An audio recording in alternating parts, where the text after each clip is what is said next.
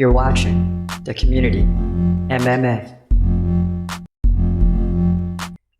What up? This your boy Chris Cross checking in. This is The Community MMA. Welcome to the podcast. Of course, as always, we got a lot to talk about, and even if we didn't, we would still find something to talk about because that's just how we do it.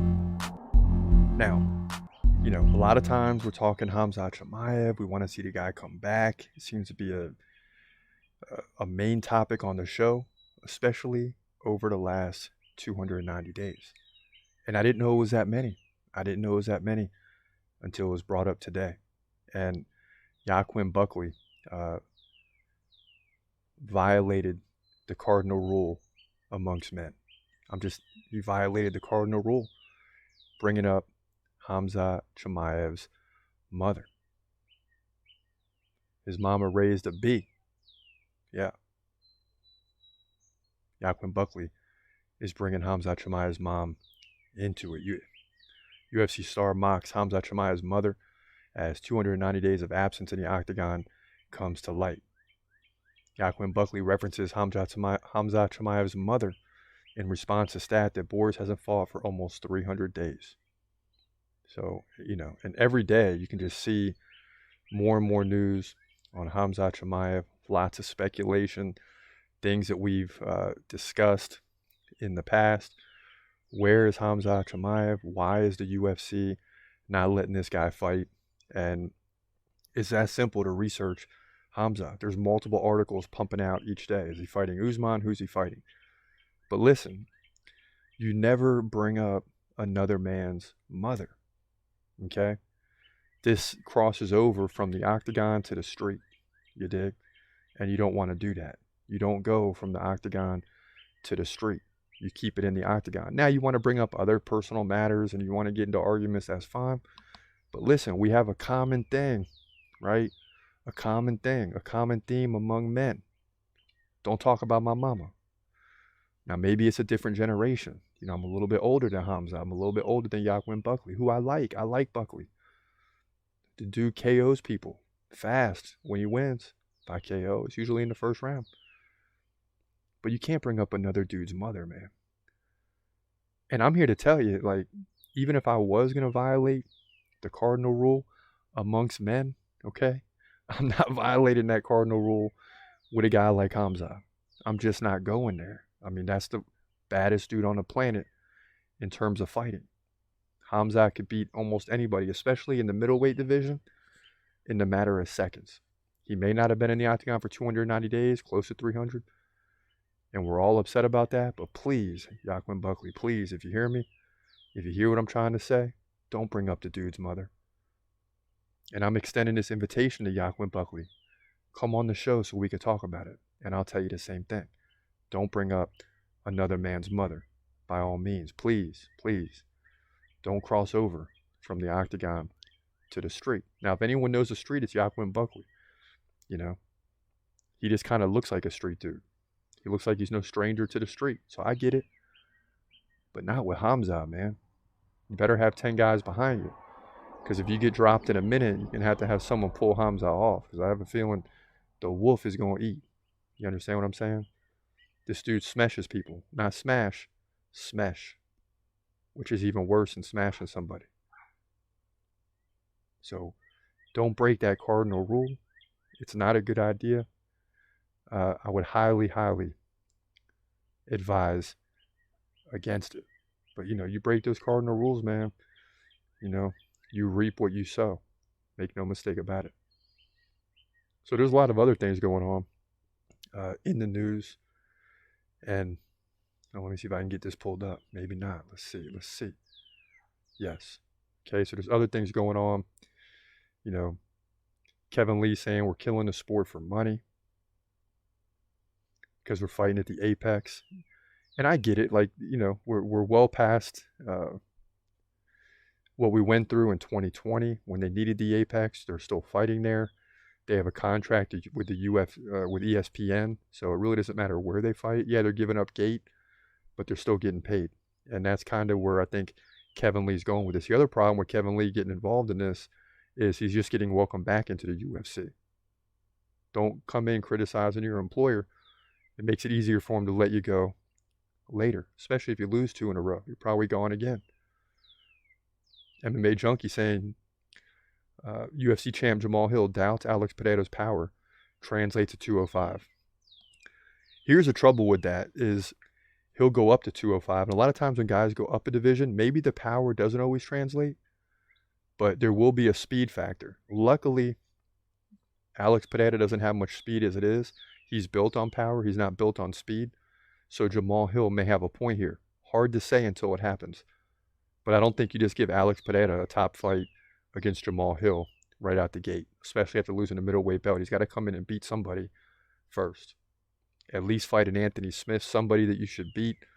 No offense to Anthony Smith, but I'm just saying someone in the top 10 at least, and then maybe you can start barking up that tree.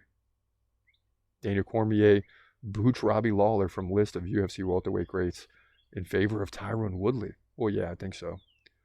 I mean, listen, Tyron Woodley had a hard and quick crash, quick downfall, but he's still one of the best fighters that the division's ever seen.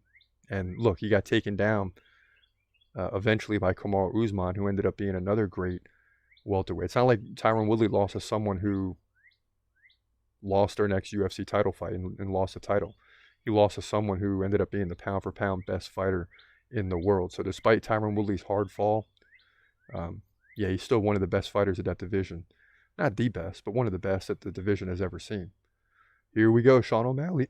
Sean O'Malley reacts to rumored UFC fight between Elon Musk and Mark Zuckerberg, saying neither of them look like they could hurt anybody. Is more or less what he's saying. Now, again, Mark Zuckerberg trains MMA. He's been in an MMA fight. He's got some experience in that department, so I'm willing to bet that Zuckerberg's got more than we realize. Elon Musk is the one that would need like serious training. I don't know how serious people were taking this fight, you know, between the billionaires, but at the end of the day, I'd love to see it, you know. And you got to give him credit. You know, if I got $1 billion, I'm probably not getting in a fight. I'm probably paying someone to handle my light work. But at the end of the day, if these two get in there, I'm going to pay to watch it. I mean, I just am. Just because I'm interested, you know. Like to see Elon Musk win, but wouldn't be surprised when Mark Zuckerberg beats the heck out of him, just because he has more experience. And that pays off. Like Elon Musk can go train with whoever. You're not going to change a guy too much in a short amount of time. All you're going to do is boost his head up thinking he can win. And, you know, it's not going to go that way. But listen, for all I know, Elon Musk could have more pop than I think he does. We'll see. Marlon Vera looks to make a statement against Henry Cejudo. I'm winning this fight at all costs. And I just don't know, man. I don't know. You know, Henry Cejudo has proven he can beat almost anyone. He just lost to Aljamain Sterling, who's at the height of his career after sitting out for 2 or 3 years. So that's a tough, you know, that's a tall task. I didn't think he'd get the job done, and he didn't. But, you know, to say you're going to make a statement against Henry Cejudo, that's hard to do, man. But we'll see. You got Sean Strickland in the news. Of course, he's fighting this week. You got Davis and Figueiredo sliding into the DM of Mark Zuckerberg. You know, everyone's trying to cash in on this. Make no mistake about it. Make no mistake about it. Everybody's trying to cash in. So Volkanovski sees Ilia Topuria as next potential title challenger. Just give me a guy. And he's like hungry for a guy. Like he just wants to, but he better worry about Yair first, because Yair Rodriguez is going to bring it. Don't think he's going to win, but he's certainly going to bring it. And don't start looking past Yair, or else you're going to find yourself in a rematch real quick. Focus on Yair, then turn to Ilia Topuria, who probably won't beat Volkanovski, but they're kind of built the same. Could be an interesting fight. You know, Topuria found himself in trouble in certain aspects of the last fight against Josh Emmett, but he still closed the door and won. The question is, would Volkanovski finish Emmett? I think he would. That's the difference. And that's why I would still go with Volkanovski. Please believe it. So, you know, that's what you got going on in the world of MMA. Those are kind of the hot topics, if you will, right now. And it seems like every day there's something going on, man. There's something going on almost every day. Now, the due list has not changed, and it doesn't change until the pay-per-view event is over. So it will not change until we get to UFC 290, which is about 10 days away now. Once that's over, right, you're going to have Volkanovski down there, number 9 in the due list, taking on Yair Rodriguez. So we'll have to wait till that turns out. You got Aljamain Sterling in yellow because he's fighting Sean O'Malley, who's actually ranked number 12. So it's two guys inside the due list, top 20, that'll be going at it. But still at the top, you got Khamzat Chimaev, right? He's still number 1 on the due list. Of course, you got John Jones, who we're waiting to see who he's going to fight next. Should be Pavlovich, but we'll see. If he fights Stipe, I'm going to be mad because that's not really a fight. Islam Makhachev still waiting in the wings. And I think now Charles Oliveira gets the rematch. And that's going to be exciting. Because Islam should win that fight, but you never know, right? Number 4, Yuri Prochazka, he's still up there waiting for the comeback, and unfortunately had to move Jamal Hill to number 11. We're just going to have to figure out a place for him because he's a top 10 guy here. But right now he's not in it. Aljamain Sterling 5, Colby Covington at 6, right? He's gonna be fighting Leon Edwards, who's at 10. So that already tells you if they fight today, I believe, based on our list, I believe that Colby Covington will win the welterweight title. And then let's see him fight Khamzat. Let's see it. Forget Khamzat against Usman. If Khamzat goes to welterweight, it needs to be for the title. That's it. Other than that, it should be middleweight. Adesanya waiting on Duplessis and Robert Whittaker to tussle, and then he'll fight the winner. Duplessis talking a big game today. Let's see who the top dog is, he says.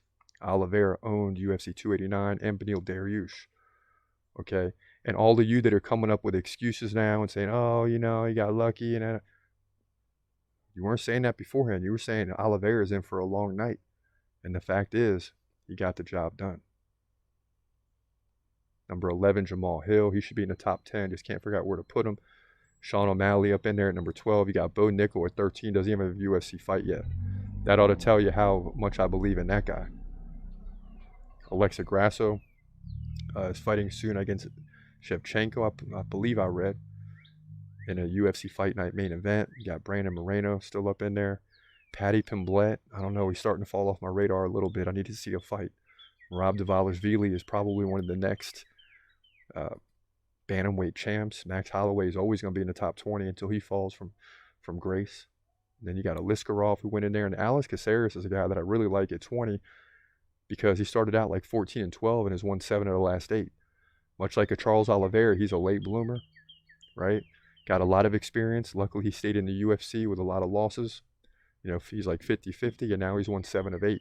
So suddenly he's risen to the challenge. And, look out for guys like that start slow, and then they start peaking at around the age of 29 or 30, because that's when you're in your prime, especially as a fighter. You see these guys that are 25 and 26, and you think they're all that. They face a veteran, and they find themselves in trouble. This is why you had Raul Rosas Jr. at 18, 19 years old fighting an average UFC fighter, and he got beat pretty good because of the age difference. He's only 19 years old. He's not going to peak till probably 24, 25. He's going to be a bad dude, future champion. Trust me when I tell you. Now, a couple comments coming in today. You got KP4490 saying, bruh, something definitely going on with Khamzat, dude. Maybe it's just too nuts. I mean, obviously, right? Something's going on with Khamzat. Guy hasn't been in the octagon for 290 days. That's a freaking problem. I mean, that's a problem, especially when people like me and you believe he's the best fighter on the planet, and we can't get him. And it's been 10 months, 11 months. It's ridiculous. KP also saying, damn, the outro kind of sick. Yeah, that was back in the days when we were dabbling in the hip-hop, But at least we can use it for the outro now, at least on the community clips or the podcast clips. Make sure you hit that subscribe button while you're listening, too. You understand? D. Micah Reynolds, Khamzat versus Usman at 170, put Khamzat in line for a title shot. Yeah, but see, I wouldn't advise him to do that. You saw against Burns, he looked light and weak. That's why he didn't make weight. At the end of the day, you could say what you want about Khamzat. Oh, he didn't make weight. He doesn't deserve it. He didn't want to make weight. There's no point in risking it unless you're fighting for the title. And then if he gets a title, he'll probably never defend it because he's going right to middleweight. Just needs to get the title and then dip because he's really a middleweight type of fighter. And I can't read that name, but they're saying great review. I was on Olive's side too. Yes, no doubt. Oliveira all day. I was a little nervous about that, but I'm glad we stuck with him because he continues to prove that he's the best fighter on the planet in the lightweight division. Toughest division in the world, in the UFC. But much like Colby Covington, he's not as good as Islam. That's a problem. And you got someone else weighing in, Koska, it looks like, something like that, saying Polish power. Matusz Rembeski. Someone told me you pronounce it like that. I'm not sure if they're right or not. Ken Fitzsimmons saying, I wouldn't watch the billionaires fight. Don't care. Gabby Garcia, I think with Khamzat, it's visa issues. He said he will fight in Paris, Europe, and Abu Dhabi, Asia. I don't think he can go to America. Plus, anyone fighting Khamzat has to be willing to travel. Yeah, for sure. So that's what you got going on in the Q&A. So our goal in today's show is just basically to jump around the world. We've covered everything for this Saturday night in the last 2 or 3 episodes, got into multiple predictions.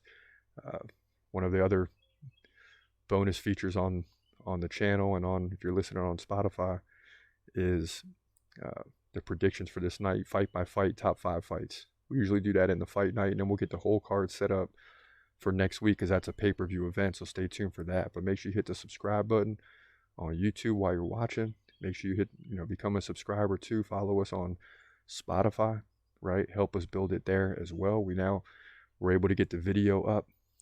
So it's a video podcast, not audio. Something I've been working on the last couple of days, so I'm really excited about that. So Spotify, this is what I look like. Welcome. And before I get out of here, we try to keep it MMA, but you see I got the Dolphins hat on today, okay? You see I got the Dolphins hat on because we're just days away from signing Dalvin Cook. And if we sign Dalvin Cook, I know I've been saying this since I've been born, but we going to the Super Bowl this year, man. And if we don't go this year, I'm going to tell you the same thing next year. That's just how it is. Born and raised in South Florida. I'm a Miami Dolphins fan. We need Dalvin Cook to sign the contract. You got Tyreek Hill, Jalen Waddle, Tai Tuivasa, and Dalvin Cook. They can't say Kansas City and Cincinnati and Philly are the best offenses anymore. Maybe Philly and Kansas City, but we're a close third if that's what happens. But listen, that's enough. This your boy Chris Cross. I hope you have a great day, and God bless